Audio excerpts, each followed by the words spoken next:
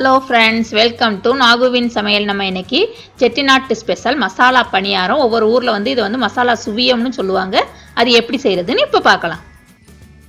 இப்போ தான் எங்கள் சேனலை ஃபஸ்ட் டைம் பார்க்குறீங்கன்னா கீழே இருக்கிற ரெட் கலர் சப்ஸ்கிரைப் பட்டனை கிளிக் பண்ணுங்கள். கூடவே இருக்கிற பெல் ஐக்கனையும் கிளிக் பண்ணுங்கள். அப்போ தான் நாங்கள் போடுற வீடியோ எல்லாம் உங்களுக்கு நோட்டிஃபிகேஷனாக வரும்.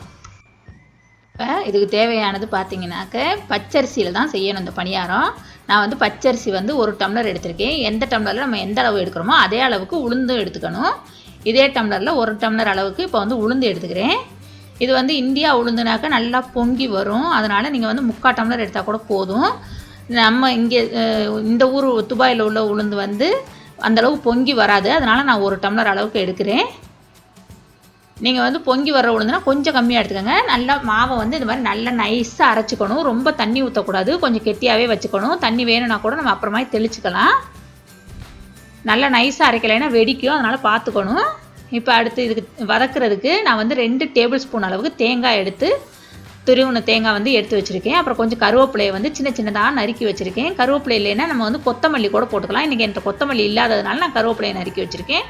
அப்புறம் ஒரு வெங்காயம், பெரிய வெங்காயத்தில் ஒரு வெங்காயத்தை எடுத்து நல்லா நைஸாக நறுக்கியிருக்கேன். சின்ன வெங்காயமாக இருந்தால் ஒரு 10-12 போட்டிங்கன்னா நல்லா டேஸ்ட்டாக இருக்கும். சின்ன வெங்காயம் நல்லா நைஸாக நறுக்கி போடணும். அப்புறம் ஒரு 2 பச்சை மிளகாயை வந்து சின்ன சின்னதாக அந்த மாதிரி ரவுண்டாக நறுக்கி எடுத்திருக்கேன். குழந்தைங்க சாப்பிட்றதுனா நம்ம வந்து பச்சை மிளகா போட வேணாம். பெரியவங்களுக்குனாக்க பச்சை மிளகா போட்டால் நல்லாயிருக்கும் டேஸ்ட்டு. அதுக்காக நான் பச்சை மிளகா சேர்த்துருக்கேன். இப்போ அது வதக்கிறதுக்கு வந்து ஒரு சட்டி வச்சு அதில் ஒரே 1 டீஸ்பூன் அளவுக்கு எண்ணெய் ஊற்றிருக்கேன்.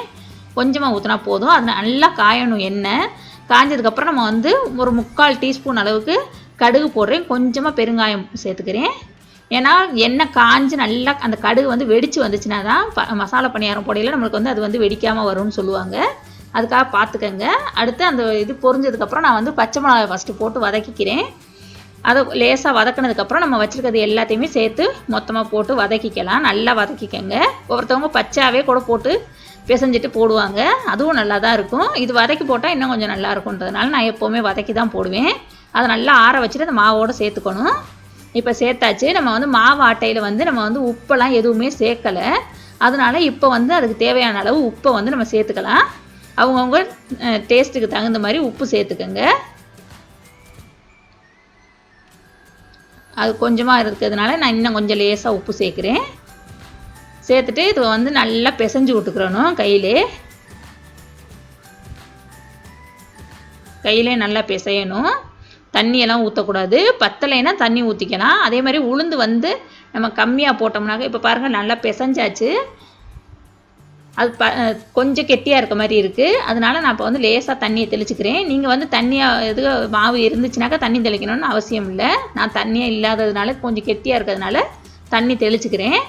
உளுந்து வந்து கம்மியாக போட்டிங்கனாக்கா நல்லா இருக்காது பணியாரம், கல்லாக இருக்கும். அதே மாதிரி மாவு கெட்டியாக இருந்தாலும் கல்லாக இருக்கும். அதனால் கொஞ்சம் லேசாக அப்படி கல்லாக இருந்துச்சுன்னா லேசாக தண்ணி ஊற்றிக்கங்க. இந்த மாதிரி எடுத்துகிட்டு இப்படி போட்டு பார்த்தீங்கன்னாக்கா விழுகணும் கையிலேருந்து. அதுதான் சரியான அளவு. இந்த அளவுக்கு வச்சுக்கோங்க. இப்போ சட்டியை வச்சு அதில் பொரிச்சு எடுக்கிறதுக்கு தேவையான அளவு எண்ணெய் ஊற்றிருக்கேன். அப்படி மாவுதுக்கு தண்ணியாக போயிடுச்சுன்னா நம்மளுக்கு வந்து பச்சரிசி மாவு கொஞ்சம் சேர்த்துக்கிட்டோம்னா சரியாக வந்துடும். இந்த பணியாரம் வந்து போண்டா மாதிரி பெருசு பெருசாக போடணும். பால் பணியாரம் மாதிரி குட்டி குட்டியாக போடுறதில்ல, பெருசு பெருசாக போட்டுறணும். ஒரு 8-9 பணியாரம் ஒரே நேரத்தில் சட்டியில் போட்டு எடுத்துடலாம். நல்லா நைஸாக ஆட்டிக்கங்க மாவை. உளுந்து வந்து சரியான அளவாக இருந்தால் தான் நல்லா பணியாரம் நல்லா கூடாக இருக்கும். இல்லைன்னா கல்லாக இருக்கும்.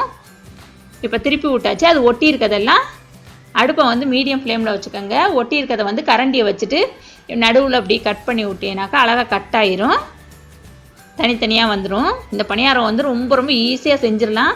அதே மாதிரி டேஸ்ட்டும் ரொம்ப சூப்பராக இருக்கும். பெரியவங்கள்லேருந்து சின்ன குழந்தைங்க வரையிலும் ரொம்ப ரொம்ப பிடிக்கும் எல்லாருக்கும்.